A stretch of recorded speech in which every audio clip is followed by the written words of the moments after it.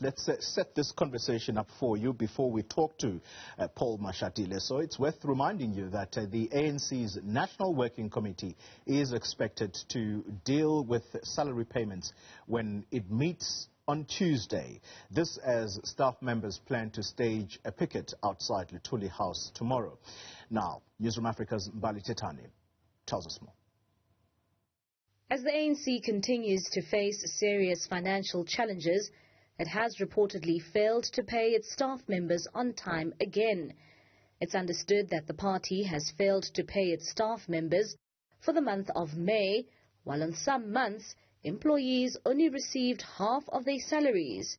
This has resulted in a number of its staff members being frustrated as they battle to meet their monthly financial obligations. While this issue will be dealt with by the ANC's NWC meeting on Monday, it was also discussed at the previous NEC meeting. Leaked audio revealed that the party is considering downscaling its staff. We are also looking at what we call right sizing of the organization. The officials have agreed that we'll probably have to cut our staff by 50%. But those reports will come to the NEC. A lot of work has been undertaken. Comrade Phoebe is leading the process on restructuring and right sizing. While the party admits its staff is bloated, newspaper reports suggest that the party may have ghost employees.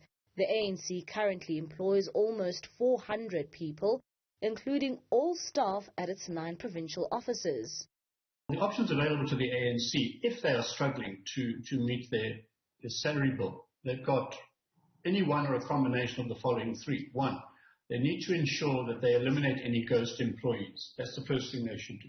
Secondly, they should be consulting with staff in an attempt to reach agreement on consensus on perhaps reduced hours with reduced remuneration, and sign off an agreement with their staff to that effect. Or they should be considering, unfortunately, and this would not be politically prudent necessarily, but they would need to consider retrenchments, because what they can't do, and that will bring its own set of challenges, no doubt.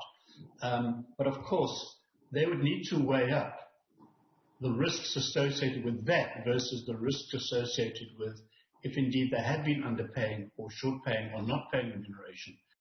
Healy says despite the ANC being an NGO, it has an obligation to remunerate its staff. Being an NGO is not a defense to not paying salaries.